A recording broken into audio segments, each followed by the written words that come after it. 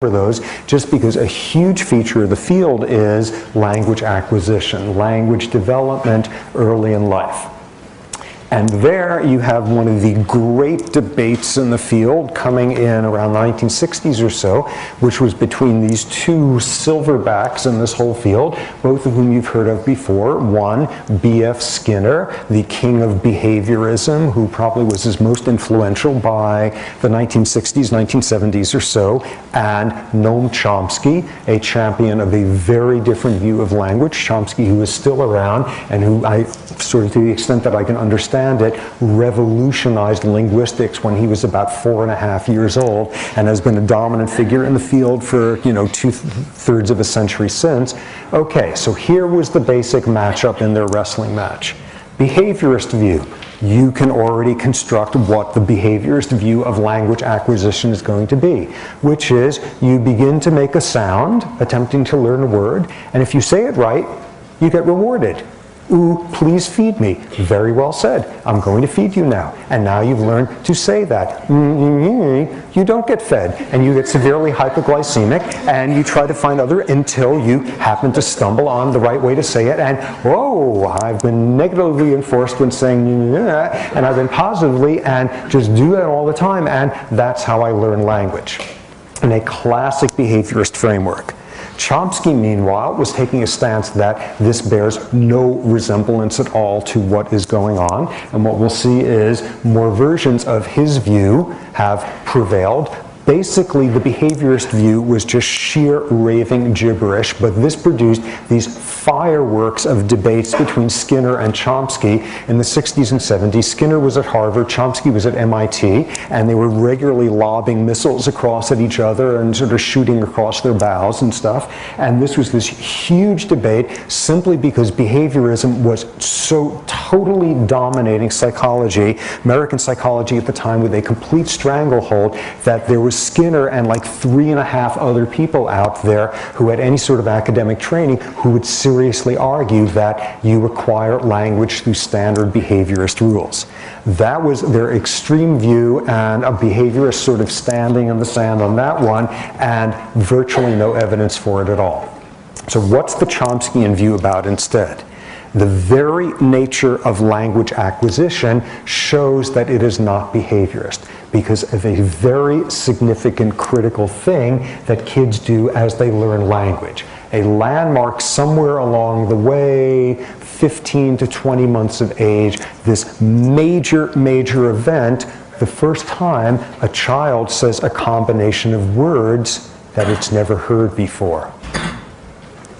I like chocolate ice cream, says the child. Now you say, ooh, here, there's such a thing as Velcro ice cream. And the child, after tasting it, never before having heard the sentence, I like Velcro ice cream, now says, I like Velcro ice cream. It has just generated a language construction that it has never heard. The generativity of language, the possibility that kids, not only that business a finite number of words, but an infinite number of messages, but at some point, kids do something which is impossible by strict behaviorism. They generate examples of things they have never heard before. And this is, in the Chomskyan view, this inflection point where something explosive, exponential occurs. That's where it goes off. And there was a Chomskyite disciple, a guy named Roger Brown, who was a professor for many years at Harvard, who did this insane obsessive study to actually demonstrate what everybody can infer, like if they ever had kids, which was having kids where he and his band of researchers would keep track of every single word kids would say during their first year of life. God knows how the parents put up with these people hanging around in the nursery and stuff. But what they showed was, yes, suddenly you have kids generating language constructions that they have never heard before. And Chomsky has advanced a whole view that there is an innate structure to language, and this is one of the key bits of his argument, that right around a certain point of development, kids are able to generalize the rules of language into constructions they have never heard. Moreover, kids are able to generalize the rules of language when they have only gotten imperfect instruction.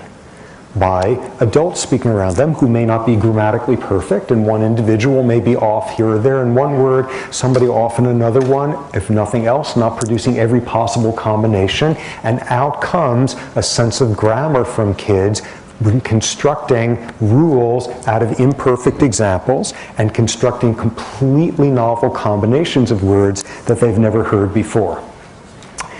So the argument that has always been sort of at the core of the Chomskyan view is when kids suddenly explode into this language acquisition. To give you a sense of this, there are long, long stretches where you are learning about 10 words a day during development. By college, typical person has a vocabulary of 60,000 words. You are not going to have gotten those 60,000 from behaviorist reward and punishment stuff. What is this explosion about? And what's always been an argument in favor of the Chomskyan notion that there's something innate, there's innate drive towards language acquisition, is what's called the poverty of stimulus argument, which is, stated quite simply, kids are generating a lot more examples of language than they're hearing.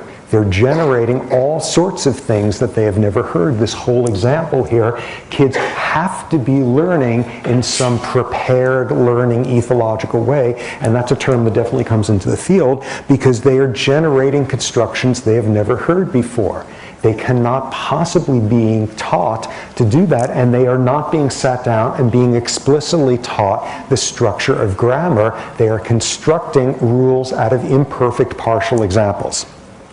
So that's always been a very strong argument. And there's always been a counter-argument saying that you don't have to have strict instruction of every single type of construction of words that you generate. You can have statistical learning. You can pick up rules from statistical patterns. And you can do that with artificial intelligence programs, and you can do that with adults who could pick up patterns. And a number of years ago, extremely cool study showing that kids way before they start using language, 6 months of age or so, can actually pick up statistical patterns in language. How would they show this? They would have a whole bunch of nonsense syllables, which they would play long strings in them at these kids, where there would be combinations. These two nonsense syllables, the first one would be followed by the second one 100% of the time. This combination would be followed 90% of the time, this one 75%, this one 10%, this one never, and long strings of these, and showing that kids would begin to learn the statistical associations. How do you know? Because you play a novel pairing, you get one of these pairings where 90% of the time you make this sound and it's followed by this on the tape. Now instead you make this sound and it's followed by something it's never associated with, and the kid's heart rate increases because this is a novel combination, and it is not an all or none, it is merely a statistical linking of the two. So really young kids can do statistical learning, picking up statistical patterns in language, very different than people would have guessed.